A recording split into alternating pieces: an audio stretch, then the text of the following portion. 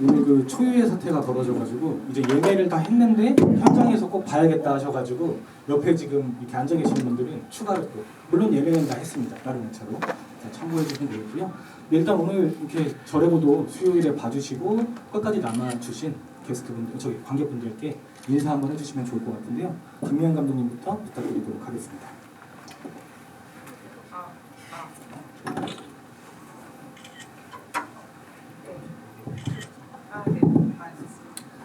네, 여러분 너무 반갑습니다. 영화 함께 보셨으니 함께 좋은 이야기 할 수 있는 시간이 됐으면 좋겠습니다. 감사합니다. 네, 안녕하세요. 절의 보도의 왕이 될 상 장준입니다. 네, 뭐 곤란한 질문은 자제해 주시고요. 네, 감사합니다. 안 됩니다. 있어야 됩니다. 네, 안녕하세요. 배우 유연입니다. 이렇게 만나뵙게 돼서 너무 영광이고 감사하고 오늘 재밌는 얘기 많이 했으면 좋겠습니다. 와주셔서 감사합니다. 네, 안녕하세요. 박종환입니다. 반갑습니다. 어떻게서 상영을 하게 돼서 아주 큰 기쁨이 있고요. 오늘 재밌고 즐겁고 유익한 대화, 제가 질문을 드릴 수도 있습니다. 네, 끝까지 잘 함께해 주시면 고맙겠습니다. 반갑습니다. 참고로 박종환 배우님께서는 저희 극장에 지분이 좀 많으신데요. 최근에 개봉했던 컨버세이션 같은 영화를 1관에서 저희가 촬영을 했었거든요. 꼭지 중 하나를. 네, 그래서 못 보신 분은 포털에서 저렴하게 관람이 가능하니까 꼭 다운받아 봐주시고요. 그리고 저희 담쟁이 이제 사인 포스터인데 저희가 3년 전에 이제 그 머리가 없으셨을 때 배우님께서 여기 갤러리에 오셔가지고 이제 행사를 진행했었던 그런 때였는데 그때 딱 절에보도를 마치고 오셨던 걸로 되는데 이렇게 또 개봉을 하고 3년 됐거든요. 3년 후에 이렇게 모실 수 있게 돼가지고 너무 영광인데 밖에다 걸어둘 터이니 마음껏 사진 찍어주시면 되겠습니다. 일단 제가 몇 가지 질문을 드리고 지금 오픈 채팅방에 매우 많이 들어오셨는데 아직 아무도 댓글을 남기지 않으셨어요. 어떤 얘기든 좋으니까 뭐 질문, 감상평 편하게 남겨주시면 제가 질문을 드리다가 그렇게 좀 이제 소개를 할 수 있도록 하겠습니다. 사실 감독님 그 인터뷰나 혹은 배우님들 인터뷰를 보시면 그 포털에서 검색을 하시면 뭐 이렇게 작품에 참여한 계기라거나 어떤 뭐 그런 어떤 것들, 그러니까 기본적인 얘기들은 그쪽에서 최대한 이제 한번 확인해 주시는 걸로 하고 저희는 관객분들 얘기를 좀 더 귀담아서 이렇게 할 수 있도록 그렇게 하도록 하겠습니다. 사실 직관적으로 영화를 느끼게 됐을 때 중간에 좀 헤매게도 되고 근데 또 이제 몰입도 하게 되고 되게 묘한 어떤 느낌들을 계속 받게 되는 영화였어요. 개인적으로 시네포엠이라고 해서 뭐 시적인 영화다라는 어떤 명칭도 있지만 그런 걸 떠나서 그러니까 되게 그런 묘한 감각들이나 어떤 정서들이 뭔가 길을 잃을 것 같으면서도 계속 몰입되게 되는 어떤 느낌들이 있었거든요. 저는 그 가장 큰 이유 중 하나가 진아와 윤철과 영지 이 세 인물이 트라이앵글이 되면서 뭔가 이렇게 겹쳐지는 부분도 있으면서도 묘하게 또 다르기도 하고 그런 부분들이 되게 많았던 것 같아요. 예컨대 윤철과 진아 같은 경우는 뭐 어떤 예술가를 이제 꿈꾸게 되는 그런 어떤 부분도 있고 스님도 이제 꿈꾸게 됐지만 한 명은 이제 이뤘고 다른 한 명은 또 이루지 못했고 뭐 그런 약간 미묘한 차이도 있고 그리고 또 진아와 영지 같은 경우도 뭐 예컨대 뭐 확신이 생기게 되면 이렇게 밀어붙이는 윤철이 뭐 말하자면 갖지 못했던 뭐 그런 부분도 이렇게 느껴지고 그러니까 그런 것들이 계속 묘하게 이제 전해지면서 계속 이제 영화를 힘있게 보게 되는 어떤 좀 이렇게 저력이 좀 생긴다고 저는 되게 봤거든요. 그러니까 그런 점에서 감독님께서는 뭐 인터뷰에서도 이제 관계가 새롭게 정립돼서 이렇게 인물들 간에 뭔가 관계를 맺었을 때 또 어떤 다른 얘기를 할 수 있는 어떤 여지에 대해서도 얘기를 해주신 것 같은데 제가 방금 얘기 드렸던 그런 맥락에서도 뭔가 인물들이 되게 묘하게 이제 형성되는 그런 부분들이 아마 이 영화의 좀 이렇게 묘 중 하나였을 것 같다라는 좀 생각이 들어서 약간 좀 이렇게 길을 잃고 얘기를 드렸지만 감독님께서는 이런 얘기에 대해서 혹시 어떻게 좀 생각을 하시는지 여쭤보고 싶네요.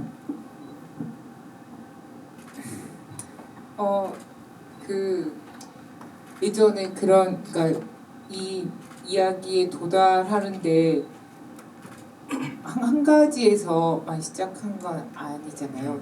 제가 여러분들도 마찬가지겠지만 살아오면서 많은 사람들을 만나고 많은 관계를 직접 겪고 상처를 받기도 하고 주기도 하고 그러면서 온 것 같고, 그래서 그런 수많은 이야기들이 모여서 이런 작업이 된 것 같고요. 저 갑자기 어떤 얘기 하나 생각났는데, 프로그래머님께서 관계 얘기를 하셔가지고 이전에 어떤 여자 상사와 여자 부하가 너무 사이가 좋고 너무 죽이 잘 맞고 회사에서 두 사람이 팀을 이뤄서 일을 너무 잘 해가지고 되게 영혼의 친구 같은 사이였다고 하는데, 그분들이 좀 시간이 흐른 다음에 시어머니와 며느리가 돼가지고 거의 원수가 됐다는 이야기를 들었는데, 그들이 그러니까 관계라는 게 어떤 것인가 그런 생각을 많이 했던 것 같습니다. 그 반대인 경우도 있겠죠. 근데 어쨌든 그러니까 저희가 앞쪽과 뒤쪽에서 주인공이 한번 관계를 맺었던 사람들과 그때 관계와 다른 방식으로 다시 한번 관계를 맺게 되잖아요. 그래서 그런 과정을 통해서 실제로 알게 되는 건 자기 자신에 대해서 알게 되는 거라고 생각합니다. 내가 이 관계라는 관념에 얽매여서 나만 다치게 하는 게 아니라 상대도 다치게 할 수 있고 또 그 반대가 될 수도 있고 그런 거. 그래서 그런 이야기가 좀 들어있지 않나 그런 생각이 듭니다. 그래서 저는 뭐 관계 얘기를 했는데 관계에 대한 이야기는 아니긴 하지만 이게 되게 재밌더라고요. 전화를 무시하는 어떤 행위에 대해서 뭐 예컨대 이제 윤철은 이제 영지의 전화를 계속 무시하고 있고 진아 같은 경우도 이제 윤철의 전화를 계속 안 받게 되고 그런 것들이 이제 묘하게 형성되는 게 뭔가 관계까지는 아니지만 그런 것들이 되게 재밌게 느껴진다라는 생각이 들어서 좀 덧붙여서 좀 여쭤보고요. 그래서 사실 영화는 말하자면 1, 2부로 좀 나눌 수 있는 거잖아요. 근데 저는 처음에 뭔가 암자로 들어가게 되는 그 2부가 이게 죽은 이후에 어떤 것인가라고 보면서는 또 생각했는데 사실 그거는 아니고 이제 죽을 어떤 위험에서 그 낚시꾼에서 이제 구해지게 되는 어떤 그런 부분이 있는데 그러니까 1부와 2부의 어떤 가장 큰 결중 차이는 사실 진아와 윤철 그리고 도맹과 윤철의 어떤 관계인 것 같아요. 그래서 너무나도 이제 뭔가 1편에서는 K 부녀처럼 약간 이렇게 많이 다투기도 하고 말하자면 약간 그러기도 하지만 2부에서는 이제 물론 2부에서도 아빠 딸이라는 어떤 얘기도 하기는 하지만은 그런 관계성을 벗어나자마자 되게 살갑게 어떻게 하게 되는 좀 그런 어떤 것들로 펼쳐지게 되는데 아무래도 배우님들께서 1, 2부의 어떤 저 윤철과 진아 그리고 윤철과 도맹은 그렇게 서로를 뭔가 대하게 되는데 어떤 일종의 어떤 대함의 어떤 핵심이라고 해야 될까요? 그런 것들을 잡고 아마 연기를 펼치시지 않았을까 그런 생각이 들었는데 그런 말하자면 1, 2부의 어떤 캐릭터의 좀 차이라거나 이런 부분에 대해서 어떻게 받아들이셨는지 이현 배우님부터 좀 여쭤보고 싶네요.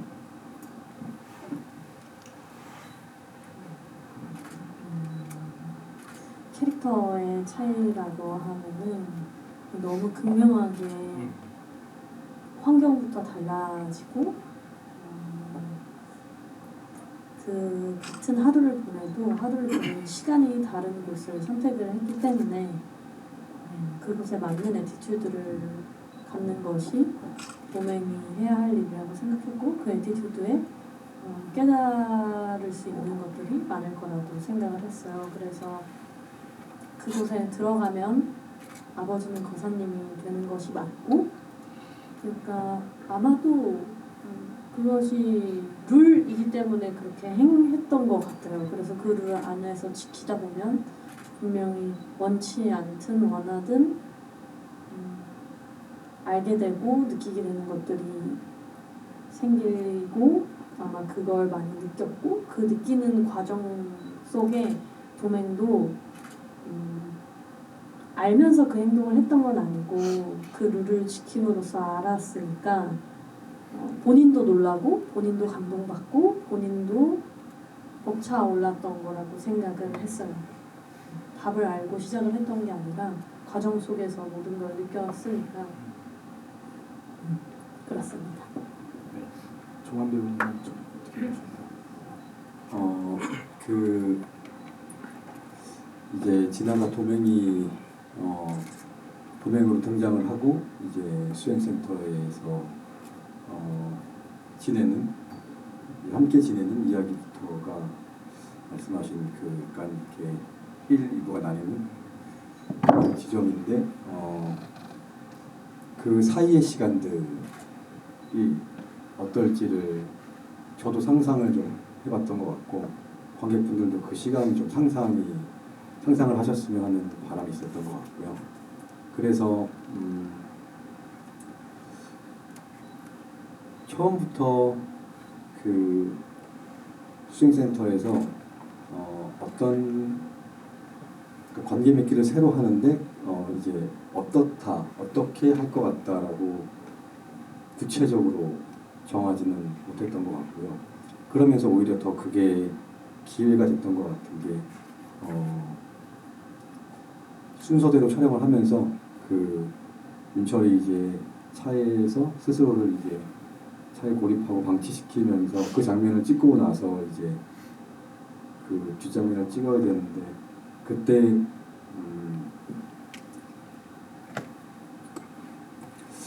촬영을 앞부분에 이렇게 했었으니까 뒷부분에 좀 다르게 하는 게 좋을 것 같은데 그 다름이라 하는 게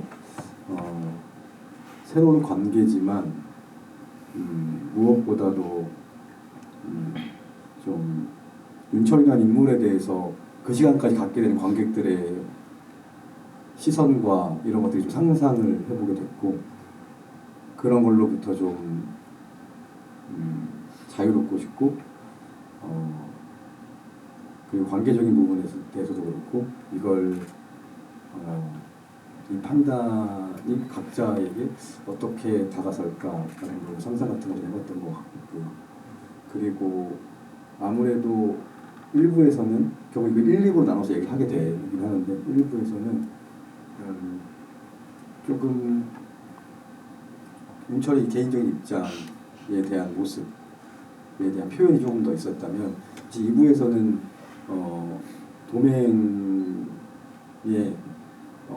도맹의 컨디션이나 도맹을 살피는 것들 그런 것들이 윤철에게 조금 더 주안점이었던 것 같고 그 변화에 맞춰서 윤철도 변화하게 되는 것들 생각보다 그 지내게 되는 삶의 힌트를 도맹으로부터 좀 얻게 되는 것들이 있었던 것 같았습니다. 말씀하신 것처럼 2부에서 윤철이 굳이 말하자면 그런 어떤 과정을 통해서 더 성숙해지고 1부에서 갖추지 못했던 것들을 좀 더 배워나가는 어떤 방식이 아니었나라는 생각이 들었던 게 마지막에 그 영지에게 브라질로 떠난다는 게 이제 취소가 됐다라고 얘기한 것도 어쩌면 그게 실제로 취소된 게 아니라 뭔가 더 이상 떠나지 않겠다는 어떤 그 윤철의 의지가 아니었을까라는 그런 생각이 들었는데 2부에서 형성되어 있는 윤철의 어떤 좀 결을 보면 좀 그런 어떤 생각들을 계속 좀 던져주는 부분이 있어서 좀 덧붙여서 좀 이렇게 여쭤봤고요. 질문들이 너무 많이 올라오고 있는데 일단 네. 사실 그 장준희 배우님은 저는 꼭 한번 뵙고 싶었습니다. 왜냐하면 뭐 저는 독립예술 영화를 다 보신다라고 하면 많이들 익숙하신 어떤 얼굴이지 않으셨을까 싶어요. 이제 길게는 나오지 않더라도 짧게 나오더라도 확실히 한 방을 딱 가지고 있는 어떤 배우다라는 생각이 늘 들었는데 이 작품에서도 만나게 돼서 너무 반가웠는데 배우님께서는 약간 이제 왕이 될 상은 아닌 것 같은데 아까 얘기하셨지만 뭐 그런 것들이나 아까 윤철의 국수가게에서 해놓은 차가운 계란 후라이 뭐 이런 것들 시원한 계란 이런 것들은 제가 볼 땐 감독님의 대본은 아닐 것이다. 이건 애드립이 분명하다. 이런 식으로 짧게 등장하더라도 이제 뭔가 좀 힘을 이렇게 딱 주게 되는 어떤 부분들이 있는데 애드립이 맞았는지 아니면 제가 말씀드렸던 것처럼 작은 분량의 뭔가 활용점정을 찍어야겠다는 어떤 의지셨는지 그런 것 좀 여쭤보고 싶네요. 일단 먼저 왕이 될 상은 네, 현장에서 나온 애드립이었고요. 시원한 계란 후라이인가? 그거는 감독님하고 이제 사전에 얘기를 하고 종환 배우한테는 서로 알려주지 않기로 얘기가 돼 있었고요. 그러니까 이제 현장에서 딱 만났을 때 어떤 그런 첫 느낌? 그런 거를 조금 중요하게 생각을 했고 또 그런 현장에서 순간순간 어떤 느끼는 것들이 저도 되게 좋았던 점이었던 것 같습니다. 또 뭐 지금 그런 어떤 너스레들을 약간 네. 다른 작품에서도 많이 볼 수 있는데 전혀 밉지가 않고 호감이다라는 얘기를 좀 죄송합니다. 감사합니다. 그 덧붙여서 네. 이제 저는 그 활용정전이 맞다고 생각을 했었고요. 그 씬에 해당 씬에선 항상 언제나 그렇게 느꼈고 영화에서 나오진 않았지만 제가 가라오케에서 그 노래를 부를 때 그 다음 장면에 이제 준희 배우님이 그때도 대사에 원래 없던 건데 준희 배우님이 와 지금 이 나이 먹고서 가사를 다 외워서 노래 부른다고 그래서 그 얘기가 너무 재밌어서 그때 역시도 이게 이 씬에 활용 정점이 딱 되는구나 생각했었던 것 같습니다. 아니, 감독님 넣었어야 될 것 같은데요, 그거는. 꼭 어떤 그 배우님의 어떤 결을 그대로 보여주는 어떤 부분이었던 것 같다. 네, 나는 좀 생각이 들어가지고. 아니 안 그래도 음악에 대한 그 노래에 대한 얘기가 많이 나와요. 그리고 그 이현 배우님 인터뷰를 보면은 그 종환 배우님께서 이제 그 현장에서 약간 가물을 즐기셨다라는 어떤 얘기를 들었던 것 같아요. 더불어서 최근에 개봉했던 둥둥 같은 작품에서도 디제잉을 하는 어떤 모습으로 나왔는데요. 그래서 그 질문이 뭐였냐면 일단 노래는 저스디스의 제가 잘 몰라가지고 죄송합니다. 저스디스의 무음이라는 곡으로 알고 있는데 윤철이 한 관객분께서 윤철이 부른 노래는 도대체 뭐였나요? 다들 아는 건지 저만 모르는 저도 몰랐습니다. 그렇기 때문에 저스디스로 이제 가게 되는데 그러니까 아무래도 가사 근데 그 가사를 다 외웠더라고요, 실제로. 그러니까 막 유연아 시스템 이럴 때는 거의 약간 좀 이렇게 경제에 이른 듯한 그런 느낌이 좀 있었는데 그러니까 근데 그 무음이라는 것들이나 이런 것들은 윤철이 느끼고 있는 어떤 감각을 그대로 대변해주는 가사이기도 하잖아요. 원래 즐겨 부르시는 노래셨는지 아니면 즉흥적으로 꼭 외웠어야 되는 그런 건지. 제가 그맘때 그 촬영을 앞두고 그맘때 좀 즐겨 듣게 돼가지고 이제 감독님이 그 촬영 준비하는 과정에서 함께 같이 이렇게 제가 노래를 불러드린 적이 있었는데 그때 그 노래를 불러드렸고 감독님이 그 이야기에 반영해 주셔가지고 삽입된 장면입니다. 그러니까 원래부터 그 노래에 대해서 작품과 관계없이 이렇게 생각을 하고 있었고요. 뭔가 즐겨 듣고 계셨다? 네, 그맘때요. 그맘때. 근데 작품과 관련이 전혀 없다고 생각은 또 안 했을 것 같아요. 왜냐면 준비하면서 또 그맘때 듣게 되는 노래 분위기들이 또 있는 것 같거든요. 그렇죠. 네, 그래서 그때 즐겨 듣던 노래였어요. 저스디스의 무음이라고 하니까 뭐 노트북들을 통해서 꼭 한번 들어보시기를 추천드리고 관객분들 질문을 좀 소화하고 싶은데요. 그러니까 영화의 그런 어떤 아까 제가 서두에 얘기 드렸던 어떤 묘함이나 어떤 빠져들게 만드는 어떤 감각들이 되게 많은데 촬영도 비슷한 것 중에 하나였어요. 한 관객분께서는 영화의 마스터샷이 별로 없다. 그리고 또 한 분은 이제 촬영이나 조명 플랜에 대해서도 알고 싶다고 얘기 드렸는데 저도 그 마지막에 그 도맨과 윤철이 지나가게 되는 그 드론샷은 좀 저 역시도 되게 의외로 보기도 했거든요. 좀 그런 어떤 촬영에 대한 구상이나 뭐 좀 핵심이라고 해야 될까요? 이런 건 어떻게 조명도 좀 같이 얘기해 주시면 좋을 것 같아요. 그게 의외라는 게 어떤 의미이실까요? 그러니까 그 음악과 묘하게 좀 이렇게 되면서 보통 그러니까 저는 그 영화에서 드론샷을 약간 좀 별로 안 좋아하는 듯한 느낌. 막 이렇게 풀로 잡아서 뭔가 약간 감정을 좀 더 이렇게 우려내려는 어떤 느낌까지는. 그러니까 이 영화가 그렇다는 건 아닌데 그게 그냥 직관적으로 생각이 나서 그냥 좀 의외였다라는 좀 생각이 들어요. 저희는 마스터샷 애초에 없는 걸 생각했고 그냥 한 씬에 필요한 최소한의 컷만 찍는 거 그다음에 저희 특히 종환 배우, 이현 배우 연기하는 걸 충실히 따라가는 그런 촬영을 하려고 해가지고 촬영 감독님이랑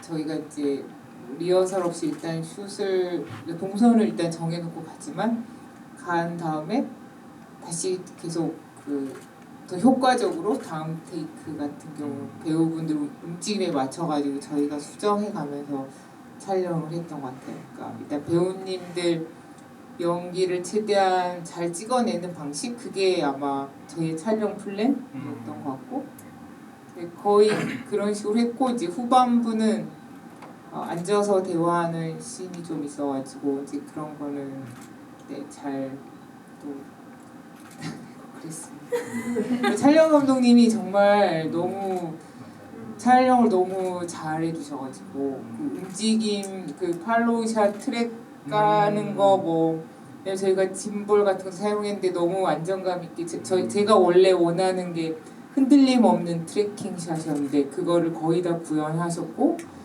그 아침마다 제가 그린 그 콘티 드리면 정말 가장 열심히 아마 보셨을 거라고 생각합니다. 정말 그분이 너무 풍경들도 너무 잘 잡아주셨고, 그래서 감사한 이 영화의 이 정도의 그 완성도에 가장 큰 힘이 되셨던 분 중에 하나라고 생각합니다.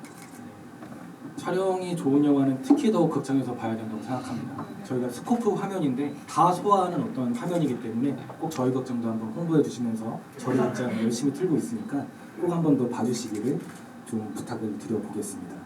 그리고 사실 저도 장준희 배우님 그 어떤 씬들이 더 있었으면 좋겠다라고 좀 생각이 들면서, 어떻게 보면은 그 문 밖에서 그 고전 인문학을 이제 펼쳤을 때 진아를 뭐 흠모하는 느낌은 아니지만 어떻게 보면은 좀 관계를 물론 선후배의 관계이기도 하지만은 좀 제 망상이지만 어떻게 보면 윤철과 진아가 이어지면서 약간 이게 아 이거 죄송합니다 제가 좀 영지와 느낌이 너무 이상했잖아요.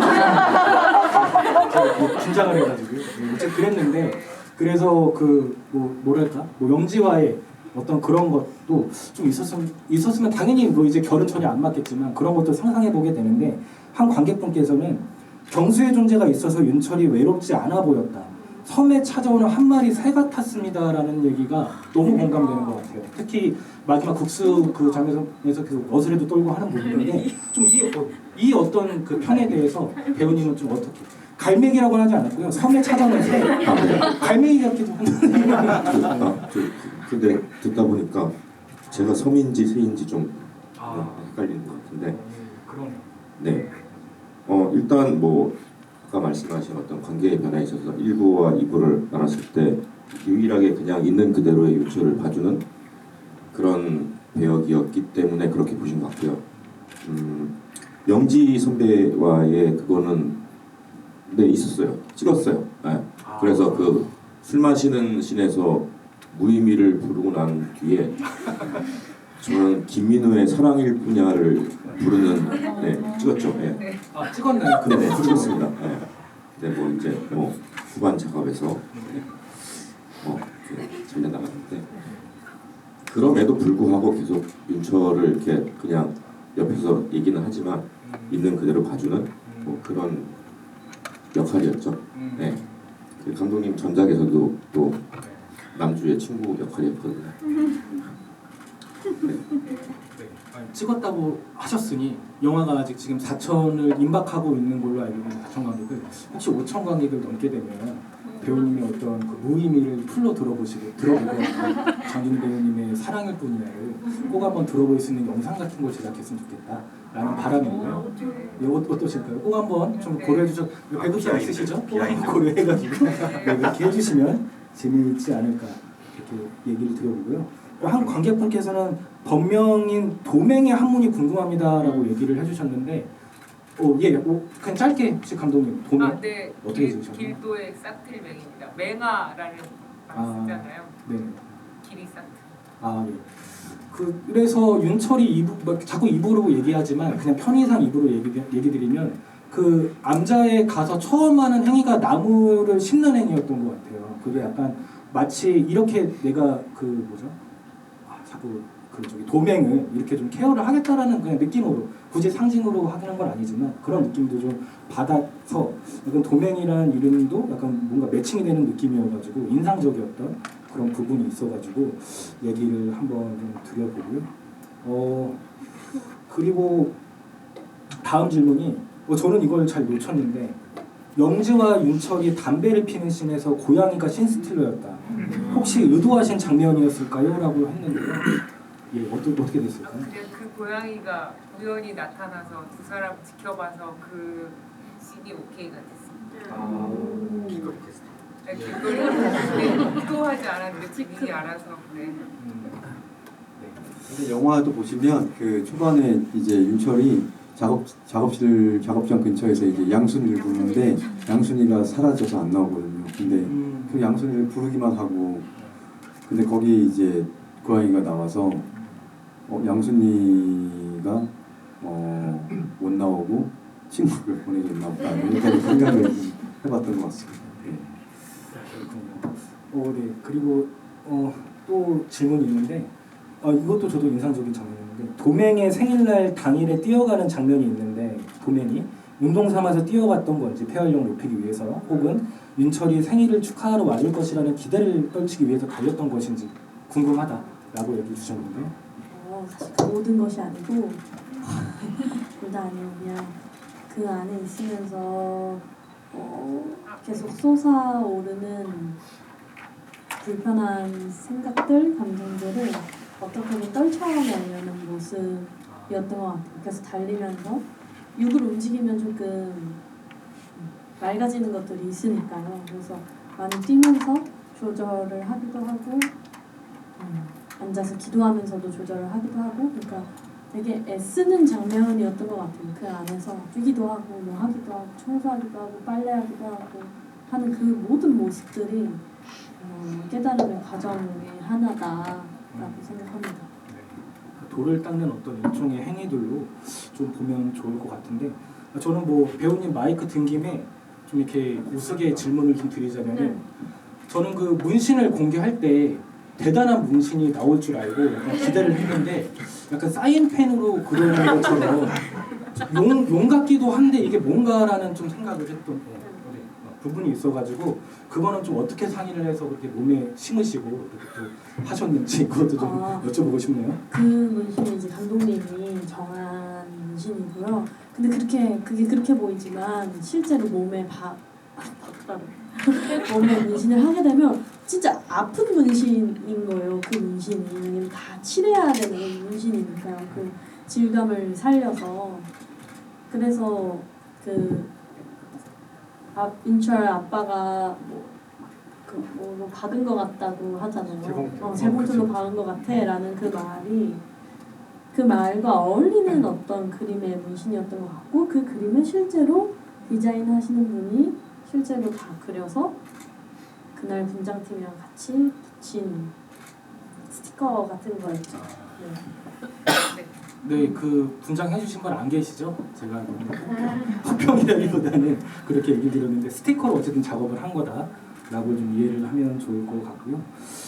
그리고 뭐 영화에 저는 뭐 말하자면 약간 문제적 장면들이 조금 있다고 봤어요. 예를 들면 이제 2부로 넘어가게 되는 그 장면에서 차 안에 이제 윤철이 거의 죽어가는 어떤 상황인데 저는 근데 그 씬이 좀 인상적이었던 게 거의 차를 몰고 갔을 때의 당일인가 했는데 사실 차가 거의 풍화가 되어 있어요. 막 이렇게 낙엽도 이렇게 막 되어 있고 그러면 이게 얼마나 있다가 이렇게 된 것인가 막 이런 어떤 질문도 들면서도 근데 그게 또 죽었던 게 아니라 또 이제 죽을 뻔한 위기를 또 이제 살려주게 되는 낚시꾼이 뭐 그런 것들도 어떻게 좀 이어지게 되는데 그런 점에서 한 관객분이 영지가 떠난 후에 그렇죠 타이밍이 그렇죠 윤철이 컨테이너 작업실로 돌아와서 문이 잠기고 양승이도 없고 이제 그러다가 강가에 차를 대고 정신을 놓는 과정에서 윤철의 심리를 어떤 방향으로 파악하고 연기하셨는지 궁금하여 배우님께 여쭙습니다라고 했는데 순간적으로 이제 고개를 떨구는 어떤 부분도 있고 낚시꾼에 잡혀있을 때 저는 죽은 줄 알았거든요. 근데 또 이제 살아났던 어떤 부분인데 그때의 어떤 연기를 어떤 심리의 방향으로 좀 생각을 했는지 여쭤보네요.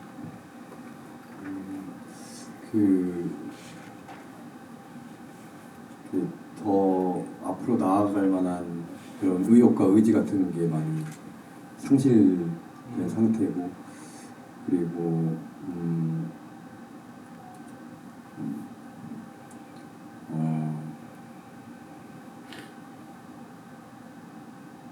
걱정들도 있었겠지만 뭐 그 중에서 무엇보다도 진아에 대한 마음 같은 내가 어떻게 해줄 수도 없고 도와줄 수도 없고, 동시에 내가 그렸던 미래를 진아가 또 어떻게 그렇게 가고자 하는 걸까에 대한 뭐 그런 여러 가지 생각에, 그렇죠. 그게 또 고독 속으로 깊이 파고드는 건데, 그러면서도 윤철은 스스로 목숨을 끊으려고 했다기보다 결국 방치시키게 되면서 어떻게 보면 누군가의 손길이나 누군가를 기다리고 싶었던 마음이 있었던 것 같고요. 다행히 누군가의 손길로 살아남을 수 있게 되었고, 네, 그랬던 것 같습니다. 곁들여서 비슷한 어떤 문제적 장면일 수도 있는데요. 그 멧돼지가 출연하는 어떤 장면도 저는 그거에 대해서 윤철이 죽을 뻔한 장면이라고 생각을 못했었는데, 그럴 수도 있겠다. 이게 환상이든 아니든 그런 맥락일 수 있겠다라는 생각이 드는데, 멧돼지를 만났을 때 살기 위해 발버둥 치는 느낌이 들었대요. 배우님께서 연기하신 게. 그러면서 이를 의도하신 건지 궁금했다. 그리고 왜 하필 멧돼지였는지 궁금했어요라고 얘기했는데, 또 멧돼지는 여기 뭐 목 쪽에 이제 피를 또 이제 뭔가 닫혀 있는 그런 인상이기도 한데, 이제 방금 말씀드린 것처럼 배우님께서는 발버둥 치는 느낌이라고 했는데, 좀 그때 연기했을 때 어떤 느낌과 감독님께서는 왜 멧돼지였는지 뭐 그런 부분들. 그렇죠. 그 본능적으로 두렵으니까 살고 싶죠. 살고 싶고, 그리고 근데 이제 그곳에 가기까지는 이제 제가 살고 싶다라는 생각보다 영지가 잘못될 수도 있다라는 그런 걱정을 가지고 간 거였기 때문에 동시다발적으로 정말 두렵죠. 마주하니까 멧돼지를. 근데 멧돼지를 마주하면서 저 멧돼지가 가지고 있는 그 눈빛이나 그 다음에 멧돼지의 그 멧돼지가 그 산에서 단순히 야생동물로 그 산을 누리고 있는 게 아니고, 멧돼지 또한 어떤 사연을 거쳐서 거기를 지나가고 있는 순간에 마주할 수도 있다라는 그런 생각을 가지고 윤철 자신의 처지, 멧돼지의 처지 이런 것들도 스쳐 지나갔을 거라고 생각이 듭니다. 저는 그 장소에 갔는데 그 실제로 멧돼지가 다니는 길이라고 거기 안내해 주신 스님들이 말씀하셔가지고 그게 너무 멧돼지가 출연할 수 있겠다 우리 영화에 너무 자연스럽고, 나중에 저 혼자 그 길을 가본 적이 있는데 여기가 멧돼지가 다니는 길이고 사냥꾼들이 얼마 전에 와서 사냥을 했다라는 말만 들었는데도 그 길이 되게 무서웠던 것 같아요. 되게 평화로운 길인데, 그래서 네, 그런 계기가 필요했던 것 같습니다. 그 순간에. 그 장면에서 저는 음악 사용에 대해서도 좀 여쭤보고 싶기도 하지만은, 그 장면에서 이제 거사님 어디 있어요라고 이제 도명의 어떤 목소리가 들리는 것 같기는 한데, 그거는 뭐 추후에 도명이 오긴 오지만 그냥 이제 음악에 삽입된 어떤 부분으로 봐야 되는 걸까요? 레이어가 겹쳐져 레이어가 있는데. 겹쳐서. 예. 그게 좀 인상적이어서 좀 이렇게 차제에 여쭤봤고요. 그리고 한 관객분께서는 이제는 도명이 얼굴만 봐도 눈물이 줄줄 새는 사람이 됐다. 영화를 연차를 하신 것 같은데요. 이제 도맹이 머리를 깎을 때 이제 플래시백 되는 장면이 있잖아요. 이제 연희와 이제 그 머리를 자르게 되는 장면이 스쳐 지나가게 되는데 한 관객분께서는 진아는 무슨 마음으로 도맹이 되기 전에 머리를 깎는 날 연희와 동행했을지 연희는 어떤 마음으로 따라갔을지 궁금하다라는 얘기를 해줬는데 물어주셨는데 혹시 배우님 어떠실까요? 그러게요. 연희는 어떤 마음이었는지 잘 모르겠고 진아는 연희에게 어떤 되게 소중한 친구예요. 되게 소중한 친구여서 제가 도맹이 되겠다고 선택을 한 것은 나를 사랑하고 그리고 내가 미워할 수밖에 없던 상황이 생겼던 그 모든 순간들을 잘 받아들이고 깨끗이 정돈하고 싶은 마음에 선택을 한 거라고 생각했기 때문에 그냥 제아부녀는 연희에게 같이 가자라고 완전히 말한 게 아니라 그냥 나는 자퇴를 했고 연희에게는 그 소식을 말을 했을 것 같아요.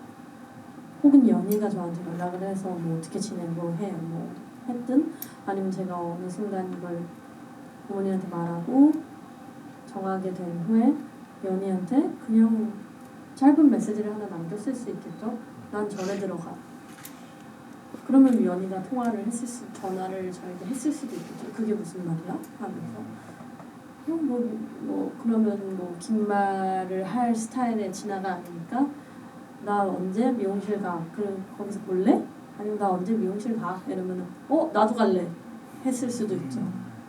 저는 약간 그런 느낌일 거라고 생각을 했어요. 그냥 되게 연희는 언제나 다가와주지만 또 다가올 때 그냥 다가오는 게 아니라 어떤 걸 들고 있을 수도 있죠. 가시를 들고 있을지 저에게 선물을 들고 있을지 모르겠지만 연희는 언제나 다가오는 친구였고 저는 그걸 받은 친구였는데 어쩌면 그것이 마지막 순간이라고 생각했을 수도 있지만 연희와의 어떤 그 속세 속의 만남이 마지막일 수도 있다고 생각했겠지만 아마 최초이자 어쩌면 마지막일 수도 있는 제안이었을 것 같아요. 나 몇 시에 미용실 가 라는 게 가로치고 올 거면 와라 약간 이런 느낌? 네. 근데 연희가 거기에 나타나준 거겠죠. 너무 고맙게도. 아무래도 도맹의 어떤 모습을 보고 눈물 짓게 된다는 분들이 되게 많은 것 같은데 저 역시도 되게 마찬가지였던 것 같아요. 이제 윤철이 암자를 떠나야 되는 어떤 상황에서 그 이제 밤을 주는 어떤 장면은 애드립이었다고 얘기를 들었어요. 그런 다음에 저기 도맹 역시 뒤돌아서 눈물을 훔치는 장면에서 저 역시도 되게 먹먹한 걸로 봤는데 그건 역시도 이제 뭐 일종의 협의 없이 그렇게 진행이 됐던 부분이라고도 들었어요. 그리고 마지막엔 약간 결의에 찬 표정으로 이제 날 잘 키워줘서 고맙다. 혹은 이제 앞으로도 또 내가 잘 살아가겠다라고 그 짓는 어떤 표정 같은 게 맞물려 이어지면서 이제는 도맹이 좀 더 이렇게 성숙해지고 앞으로 이제 떠나는 날이 또 다시 돌아올 수 있는 길이니까 그런 어떤 여러 가지를 더 잘 해낼 수 있지 않을까라는 걸 표정 같은 걸로 너무 잘 연기를 해주셨던 것 같아서 저 역시도 많이 깊은 감명을 받았다라는 거를 좀 덧붙여보고요.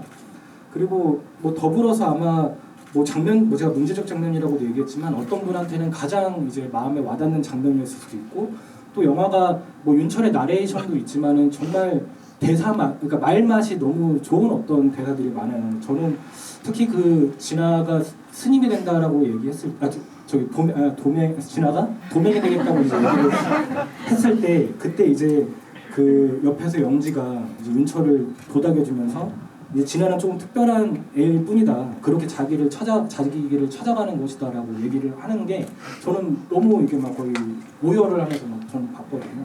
그러니까 그런 부분들이 있어요. 그런 것들은 다 관객분들이 각각마다 갖고 계실 것 같은데 그런 점에서 한 관객분께서는 배우님들이 이번 영화를 찍으면서 가장 기억에 남는 장면 같은 것들이 있었나 궁금하다라고 얘기를 주는데 그거는 매번 다르시겠지만 오늘 또 이제 이 현장에서는 좀 어떤 것들이 좀 기억에 남고 대사 같은 것도 좋고요. 그런 건 편하게 종환 배우님부터 좀 부탁드릴 수 있을까요? 네, 매번 그 인상적이고 기억나는 장면들이 달라지는 것 같고 지금 생각을 해보자면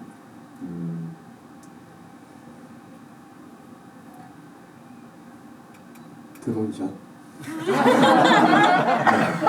드론샷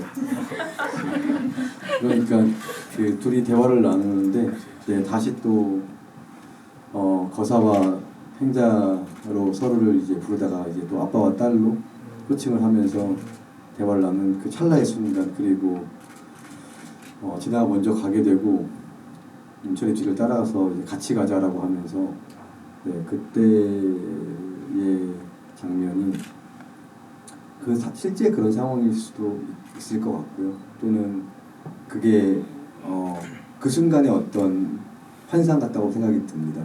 네, 아빠랑 그 딸로 부르는 상황이 그 앞에 멧돼지를 만나고 그런 상황을 겪어서 갑자기 이제 뭔가 덜컥 겁이 나서 아빠와 딸로 불렀을 수도 있지만 그런 상상을 해보는 순간이 아닐까 싶기도 합니다. 네. 저는 오늘 생각해보면 저는 시장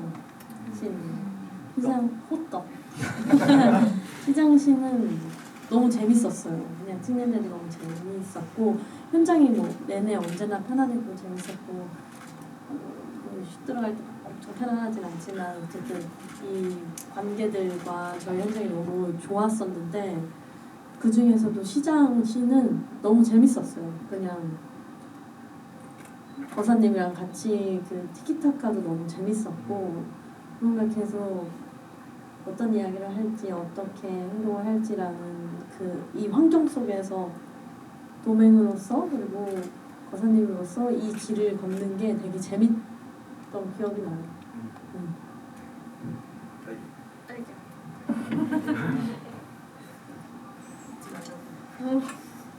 저는 뭐 왕이 될 상도 있고 노래를 하는 장면도 있지만 국수집에서 촬영할 때 재밌는 이야기입니다. 네, 워낙에 이렇게 그 감독님이 이렇게 배우들이 놀 수 있는 공간을 시간적인 뭐 여러 가지 배려를 해주셔서 윤철과 이제 짜여지지 않은 티키타카를 하다가 윤철이 그러면 안주를 사오겠다라고 가게 밖을 나가서 저 혼자 가게에 나와 있는데 갑자기 바퀴벌레가 등장해서 제가 귀신 다음으로 싫어하는 게 바퀴벌레입니다. 그래서 혼자 있는데 소리를 지르면서 테이블 의자 위로 올라갔었는데 그때도 계속 카메라가 돌고 있었어요. 아무도 도와주지 않고 네, 뭐 그랬던 기억이 납니다. 결국 어떻게 처리가 됐나요? 결국 윤철이 돌아오지 않고 컷이 되었죠. 스태프분들이 들어왔고. 네, 배우님 그 올해부터 한번 말씀해 주세요. 제가 이제 저는 이제 잠깐 뭘 좀 사오겠다고 이제 바깥으로 나가서 카메라 밖으로 빠져 있는데 그 안쪽에서 소리가 들리는데 바퀴벌레가 나온 소리가 들리는 거예요. 그래서 이거 어떻게 되는 거지 했는데 혼자 이제 그 경수가 당황을 하고 있다가 이제 어딘가 올라가는 소리까지 들었어요. 그리고 나서 또 유심히 들었는데 저한테 전화를 하시더라고요. 바퀴벌레 나왔으니까 빨리 오라고. 그래서 너무 재밌게 촬영했었습니다. 네, 너무너무 재밌었어요. 배우님 마이크 드신 김에 종환 배우님 실제로도 주차 왕 달인이신가요? 라는 질문이 있어요. 어떻게? 제가 그 주차를 잘 못합니다 사실. 제가 주행은 잘하는데 그 특히 후방 주차가 항상 삐뚤게 되더라고요. 제가 그 몸이 양쪽이 균형이 잘 안 맞나 봐요. 그래서 주차할 때 항상 어느 한쪽으로 이렇게 기울게 주차를 하고 합니다. 네. 주차가 아닙니다. 영지의 오토바이는 긁은 게 확실한 걸로 이게 좀 방법이 좋지 않을까 하는 좀 생각이 들고요. 그 준희 배우님도 마이크 드신 김에 그 경수는 알 없는 안경을 쓰더라. 원래 배우님 스타일인데 반영이 된 건지 아니면 감독님의 어떤 생각해 두신 캐릭터의 디테일인지 여쭙더라고요. 안경 알이 없었다. 저는 놓쳤던 부분인데. 네, 지금도 쓰고 있습니다. 근데 이거는 이 예전에 작품을 찍을 때 안경을 꼈었던 적이 있었는데, 되게 촬영 감독님께서 반사 때문에 혹시나 알을 뺄 수 있냐고 해서 알을 빼고 촬영을 하고 그 알을 잃어버렸어요. 그래서 뭐 어차피 시력은 제가 남들 못지않게 3.5의 시력을 가지고 있기 때문에 네, 2.5, 1.0, 네, 3.5 네. 몽골인처럼 멀리 볼 수 있는. 그래서 이제 경수라는 배역을 이제 감독님이 주셨을 때 이제 뭐 여러 가지 이제 사전에 어떤 컨펌을 받았죠. 뭐 수염이 있는 게 나을까요, 없는 게 나을까요, 뭐 머리는 어떻게 하는 게 좋을까요, 안경을 끼면 좋을까요, 안 끼면 좋을까요. 그래서 감독님께서 선택하신 거죠. 제가 소화할 수 있는 옵션 안에서. 네. 저희 배우님이 정말 준비를 엄청 해오세요. 뭐 하나 보고 싶어요 하면 4~5가지 옵션을 준비해 오시고, 그리고 촬영 들어가기 전까지 시나리오를 되게 꼼꼼하게 보시고 엄청난 크리틱이 되셔가지고 막 이런 문제들 막 지적하세요. 근데 딱 촬영 들어가면 아무 말 안 하고 감독이 하자는 대로 다 하셔요. 너무 대단한 분이십니다.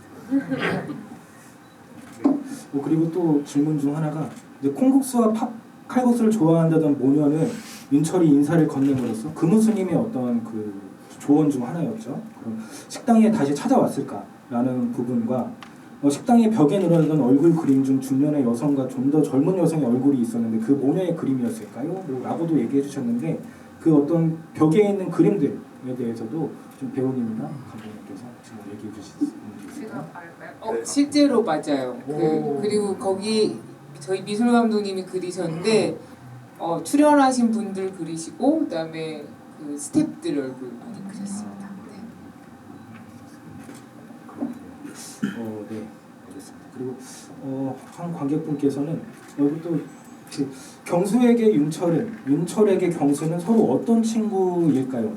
언제부터 친구였을지도 궁금합니다라고 얘기를 했는데, 예, 굳이 말하자면 공무원과 어떤 예술가 혹은 이제 예술가이지만 더 현업에 이제 생활인에 집중해야 되는 어떤 캐릭터기도 한데, 좀 어떠실까요? 이런 어떤 관계에 대해서 좀 어떤 친구였을까, 이런 질문을 좀 주셨는데, 혹시 뭐 두 배우님 중에 혹시 얘기를 해주실 분이 있을까요?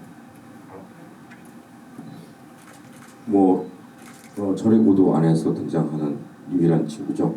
네. 굉장히 오래 대했었고, 뭐 딸이 스님이 된다고 했을 때, 그리고 어떤 그 영지 선배를 소개시켜주고 만난다고 했을 때조차도 옆에서 얘기는 하지만 그냥 윤철의 고집을 그냥 믿어주는 친구죠. 뭐 현재 그 영화상에 등장하는 상황에서는 공무원이지만 어쩌면 예전에 같이 미술을 했었을 수도 있다라는 생각을 했어요. 하지만 이제 현실에 저는 이제 타협을 한 케이스인 거고, 윤철은 아직도 그 예술적인 일을 계속 해 나가는 친구. 그래서 오히려 더 제가 하지 못했던 것들을 윤철 일을 더 응원하는 마음으로 있을 수도 있겠다라는 생각을 했습니다. 윤철과 도맹은 어쨌든 계속 그림을 이제 이어나가는 어떤 식이 되는 것인데, 한 관객분께서는 이제 진아가 블라인드나 스케치북에 그려진 그림들이 배우님의 의견도 들어가 있을지 궁금합니다라고 불태워진 어떤 작품들도 있고 한데요. 뭐 그런 부분에 대해서 저는 아니요. 저는 이제 알려주셨고 저는 이제 그걸 맞춰서 연기를 하였다. 저는 의견을 내지 않았다. 네. 그 어떤 잔혹한 표현들이 들어가 있는 건 다 감독님의 그렇게 보면 되는 거겠죠? 네, 그렇게 보시면 될 것 같고, 그리고 뭐 이렇게 저도 이 생일 장면이 너무 좋더라고요. 뭐 판타지씬이라고 볼 수도 있었을 텐데, 처음에 그 영지와 그 도명이 있다가 사라진 채 이제 혼자 이제 그 폐활량이 좋지 않았나 봐요. 다 꺼지지 않았던 어떤 부분이 있었던 것 같은데 윤철이 부는 꺼지지 않는 촛불들이 나오는 판타지 장면이 인상적이었다. 여러 생각이 드는 부분이었는데 좀 의도를 듣고 싶다라고 얘기를 해주셨는데요. 좀 그 씬에 대해서 그 여러 생각을 들려주시면 될 것 같아요. 의도와 무관하게 그냥 보신 게 아마 낫지 않을까. 제가 저의 의도는 이걸 본 사람들 각자에 맞는 생각을 하면 좋겠다 그런 거였습니다. 예, 이거는 꼭 한번 뭐 남겨주시면은 제가 감독님께 전해드릴 터이니 어떤 느낌을 좀 받으셨는지 좀 해주시면 좀 좋겠다. 저는 계속 이제 왔다 갔다 하는 윤철의 그 모습 자체가 되게 좀 이렇게 뭔가 외로워 보이기도 하면서도 약간 좀 서글픈 느낌이 많이 받기는 했지만은 또 다른 분들의 어떤 의견도 제가 전해드릴 터이니 꼭 좀 남겨주시면 감사드리겠다라는 부분과 그 시집을 함께 만든 기획은 너무 좋았다. 배우님들 절에고도 시집을 읽어보셨는지 여기 앞에 준희 배우님 앞에 있는 것인데 좀 어떤 시가 제일 좋았냐 아니면 좀 인상적이었냐라고 얘기를 주셨는데 다 읽어보신 것이죠? 네. 예, 그렇다면 뭐 좀 인상적인 부분이나 좀 소개해주고 싶으신 부분 있으시면 저는 어쩔 수 없이 도맹님 사실 너무 온 시인 안희연 씨. 네, 안희연 시인이 써주신 도맹에게의 글이 너무 좋았어요. 근데 약간 받아서 의도치 않게 편지를 받는 느낌으로 읽었어서 네, 되게 좋게 읽었어요. 그리고 시인님들이 에세이도 같이 써주셨잖아요. 그래서 저는 그 부분이 사실 되게 좋았어요. 에세이까지 함께 있어서.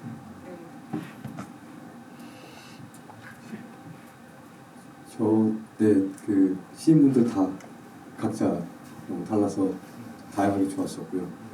오은 시인님하고는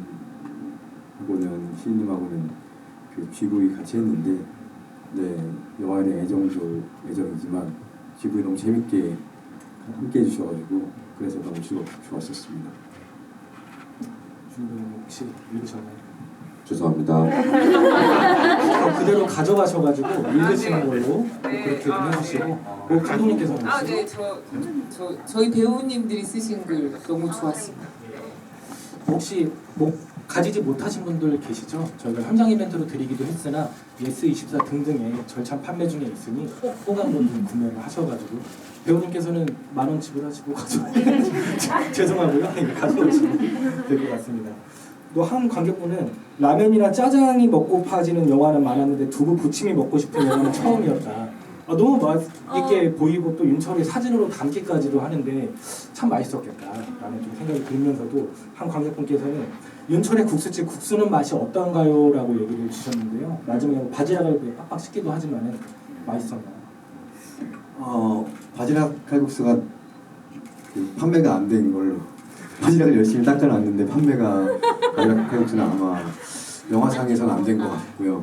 네, 그래서 그냥 안주로 먹었을 수도 있고, 근데 또 윤철은 술을 또 조금 끊어서 아마 잔치국수 정도, 그 정도 생각하시는 그런 맛일 겁니다.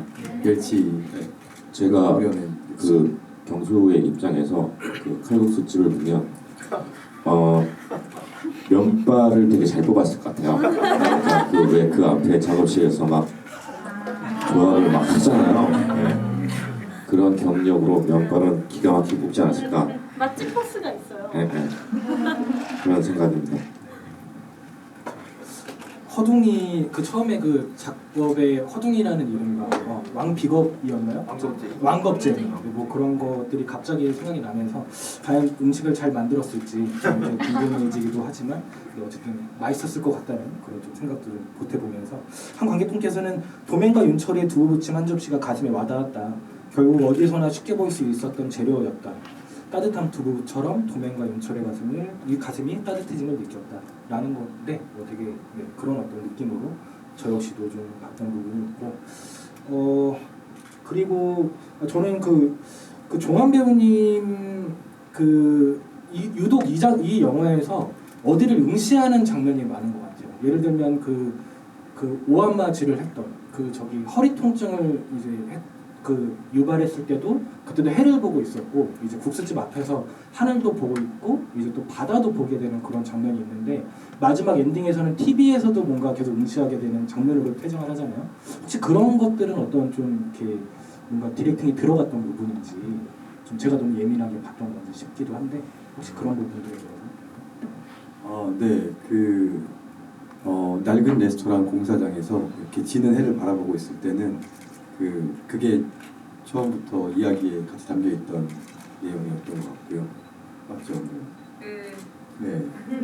그렇죠.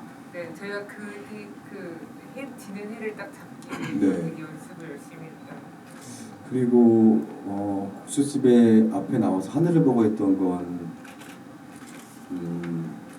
그것도 그 장면에 그 날씨가 어떤가 이렇게 보기 위함이었어가지고 그 장면도 아마 원래 있었던 생각이 들고 근데 또 살다 보면 저희가 그냥 어딘가를 이렇게 가만히 응시하거나 또 생각에 좀 사로잡히면은 어딘가를 멍하니 보고 있을 때도 있고 뭐 그런 순간들도 좀 영화에 원래 붙어 있지는 않았지만 잡혔던 순간들이 있는 것 같고요. 국수집에서 TV 보는 상황은 그 리허설하다가 결정된 장면이지 않았을까요? TV를 본다였나요? 본다. 그러면 그건 원래부터 있었던 것 같습니다. 네. 근데 이제 그런 장면들이 뭐 있죠 당연히. 그러니까 뭐 인물들이 그냥 어딘가를 보는데 이제 그 종환 배우가 연기를 하시면 그게 지금 어떤 눈앞의 대상에 대한 시점샷보다는 약간 뭔가 이 사람이 뭔가 자기 자신의 내면이나 뭐 그런 걸 응시한다로 약간 읽히는 연기를 다 해주셔가지고 그게 좀 약간 각별한 시선들로 보이는 것 같아요. 그러니까 저희가 배우분한테 뭐 저기 바닷가 옆에 서서 좀 먼 데를 봐달라라고 하면 그 먼 데를 보는 시선이 이제 그 배우분으로서는 그 전신이 어떤 건지도 생각하고 그래서 뭔가 그런 표정과 그런 것들이 그냥 단순한 봄이 아니라 어떤 뭔가 말로 표현하기 어려운 응시가 되는 네, 너무 좋은 장면들이죠. 그리고 약간 우스개 질문을 좀 보태보자면 사실 그 2부에서는 윤철이 계속 도맹을 이제 케어하게 되는 부분이 있는데 사실 어머니는 윤철과의 그 찻신에서 한 번 딱 나오게 되잖아요. 네. 엄마가 네. 이제 그러게 되는데 마지막에 진짜 이제 승려가 되겠다라고 이제 떠난다고 했을 때 국제전화로 이제 어머니에게 먼저 알렸다. 그래서 약간 쫌생이 같은 생각인데 윤철이 좀 이렇게 서운하지 않았을까 이런 좀 생각도 들었는데요. 이현 배우님과 조만 배우님은 좀 이에 대해서 어떻게 생각하는지 좀 여쭤보고 싶네요. 항상 지켜봐 주시는 분이 어머니죠.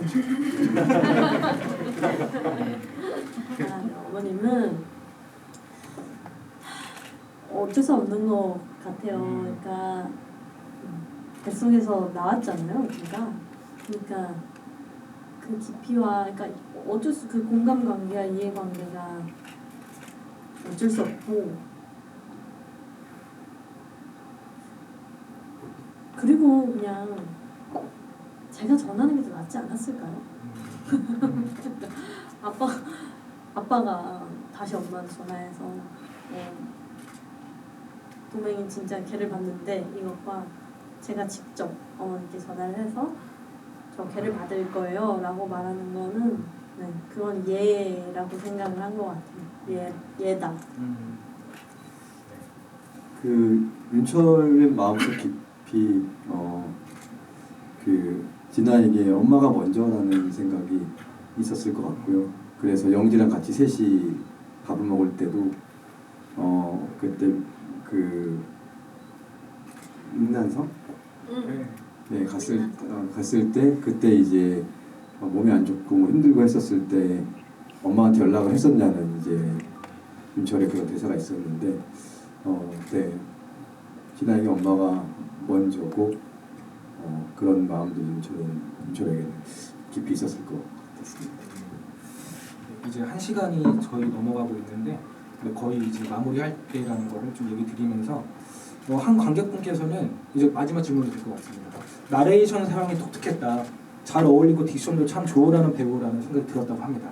그러면서 시나리오 그대로인지 아니면 후반부에 이런저런 변화가 있었는지 내용과 삽입 포인트에 대한 설계가 궁금하다라고 했는데 배우님 뭐 픽션들 같은 영화나 얼굴들 같은 작품에서 다 나레이션 하셨었죠? 네. N포털에서 검색해보시면 저렴하게 보실 수 있으니까 꼭 한번 봐주시길 부탁드리면서 이런 어떤 내용과 삽입의 포인트에 대한 어떤 설계들, 나레이션 좀 감독님과 어떤 얘기 나누시고 좀 하셨는지 마지막 질문으로 두 분께 같이 혹시 뭐 하고 싶으신 분만 얘기하셔도 좋을 것 같습니다. 네, 시나리오 받아봤을 때부터도 나레이션이 곳곳에 비교적 다른 영화들에 비해서 많았던 시나리오였고 그 영화가 보여주지 않는 시간을 이제 그러니까 계속 건너뛰게 되면서 보여주지 않는 시간에 대한 것들부터 해서 그리고 나레이션이 대부분 이제 어떤 과거의 이야기들 현재보다 지나고 나서 그걸 다시 생각해보고 복귀하는 나레이션들이 많아가지고 그런 시간이 건너뛰고 그 사이에 상상할 수 있는 지점들에 좀 도움이 되는 그런 나레이션이라고 생각을 했었고요. 그리고 그게 윤철이라는 사람을 조금 더 이렇게 어떤 사람인지 조금 더 이렇게 드러낼 수 있는 그런 효과가 있다고 생각했습니다. 이렇게 어떤 일을 겪을 땐 그 상황을 통과하는 순간은 많은 것들에 대해서 생각을 많이 하지 못하지만 지나고 나서 그걸 다시 돌이켜 봤을 때 다시 고민해 볼 수 있고 그럴 수 있는 사람이라는 어떤 그게 설명되지 않을까 하는 그런 생각을 했었습니다. 생각해보니까 배우님 진짜 그 나레이션을 많이 이렇게 활용하시게 되는 것 같아요. 아무래도 방금 말씀드렸던 그 관객분의 그런 부분들 때문에 뭐 컨버세이션 같은 최근 작품에서도 그렇게 진행을 하셨는데 너무 이 말이 저도 맞다라고 공감을 하면서 이제 거의 마무리할 어떤 시간이 되었는데요. 저도 영화를 3번 보게 됐습니다. 그러면서 이것저것 좀 좋은 영화들이 다 늘 그렇지만은 볼 때마다 정말 새로운 게 많이 보이고 특히 이 영화는 정말 그 시집도 출간되기도 했지만은 되게 시적이고 세련된 어떤 모던한 영화잖아요. 꼭 어떤 그런 서사에 종속되지 않고 이렇게 좀 펼쳐나가는 되게 용감한 어떤 작품이라는 생각이 드는데 정말 N차를 하실수록 더 많은 걸 좀 느끼고 좀 깨달으실 수 있지 않을까라는 좀 생각이 들고 저는 약간 말하자면 좀 과장을 조금 보태고 싶은데 약간 한국 영화의 약간 모던한 어떤 영화의 한 궤를 이어가고 있는 작품이 아닌가. 저는 사실 이 영화 보면서 그 옛날에 김수영 감독님의 안개 같은 작품 되게 많이 생각났거든요. 김승옥 그 작가님의 무진기행을 이제 그 기본으로 했던 어떤 작품인데 그 작품에서도 남자 주인공이 되게 권태롭기도 하고 자기의 뜻을 펼치지 못한 채 이제 그 어떤 아내의 어떤 그 재력에 이제 살다가 이제 그 무진이라는 그 고향에 돌아간 다음에 심지어 그 영화에는 60년대 영화인데 자기의 과거와 얘기하는 장면도 있어요. 그런 것들도 그렇고 거기에 이제 있는 서울에서 온 어떤 그 젊은 그 음악가 여성이 옛날에 자기를 보는 듯한 어떤 걸로도 막 이어지고 그런 어떤 세련된 부분들이 정말 이 영화에서도 많이 이렇게 보이고 있거든요. 그래서 저도 너무 반가운 마음이었고 처음에는 좀 아리송한 부분들도 분명 이제 거듭해서 볼 때 아까 제가 좋았던 장면들 뭐 얘기하셨던 장면 대사들 정말 많이 깊이 우러날 거다라고 이렇게 얘기를 드리고 저희 극장에서도 절찬 상영하고 있고 또 너무 다행히도 너무 많이들 찾아주고 계세요. 어떤 그 나이 드신 분은 이런 좋은 영화 해주셔서 고맙다 이렇게 악수도 막 이렇게 저한테 해주시고 했는데 어쨌든 작품에 힘이 있으니 꼭 많은 좀 응원 좀 부탁을 좀 드리면서 그럼 좀 이제 마무리하기 전에 감독님과 배우님들에게 뭐 이제 뭐랄까 인사 말씀과 더불어서 앞으로의 계획 그리고 뭐 좀 절에고 도는 이런 영화다 좀 이렇게 봐주십사 뭐 얘기를 좀 이렇게 덧붙여 주실 게 있다면 해주시면 좋을 것 같은데 그러면 그 감독님부터 부탁드리도록 하겠습니다. 저는 영화를 통해서 정말 많은 배움과 위로를 받았고요. 그래서 그런 것들을 뭔가 같이 돌려서 볼 수 있는 그런 좋은 매체여서 이 자리 여러분과 함께 있는 것 같고 그리고 절의 고도가 자기 자신을 이해하는 그리고 자기 자신을 사랑하는 그런 계기가 되는 순간을 만들면 좋겠다고 생각합니다. 오늘 너무 감사합니다. 네, 늦은 시간까지 철의 구도를 봐주시고 끝까지 GV에 한 번도 중간에 이탈하는 분 없이 함께해 주셔서 너무 감사드리고요. 철의 구도 뭐 N차 관람하시면 저희 지인분들과 함께 많이 봐주시면 아까 말씀하신 숨겨진 비하인드 영상을 감독님께서 공개할 수도 있다. 네, 많이 끝까지 저희 영화 응원해 주셔서 감사합니다.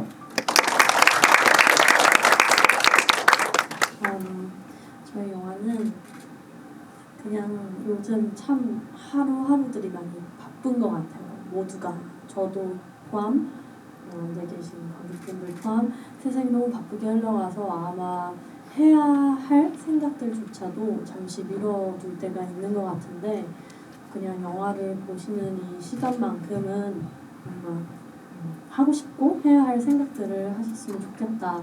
그리고 그것을 좀 품고 또 내일 또 행복하게 일어나서 분명히 그날 하루도 행복하고 뜻깊은 순간들을 만날 수 있을 거라고 생각합니다. 그래서 오늘 좋은 시간이었으면 좋겠습니다. 그리고 혹시 강원도 분 계세요? 고향이 강원도시죠? 네. 오늘 혹시 강원도에서 오셨거나 강원도 분 계실까요? 안 계신 걸로 알겠습니다. 네, 그럼 오늘 그럼 여친 이유가 행복이가 저희가 어제 그 강릉에서 강릉 한국 독립영화 극장에서 그 저기 GV를 했어요. 영화 상영관. 근데 제가 이거 제 돈 주고 영화 티켓을 산 거거든요. 이거는 이제 혹시 강원도에서 계시거나 강원도를 가실 일이 있으면 제가 드리려고 했는데 오늘 아무도 없는 관계로 초대권인가요? 그냥 티켓이에요. 티켓이? 네, 그냥 티켓이어서 그냥 가서 보시고 싶을 때 보시면 되는 건데 없었어요. 강릉 신영극장이 궁금하신 분 안 계실까요? 진짜? 오, 그러면 오케이. 인증해 주시는 걸로. 네, 이따가 제가 두 분 이렇게 놀아서 드릴게요. 그러면은 네, 오늘 좀 안전하게 귀가하시고 함께 해주셔서 너무 감사합니다. 네, 오늘 끝까지 이야기 함께 해주셔서 감사드리고, 네, 그리고 또 새롭게 새로운 작품으로 더숲 시네마, 아트 시네마에서 인사드릴 수 있는 날이 있기를 기다립니다. 네, 고맙습니다. 보시면 감사합니다.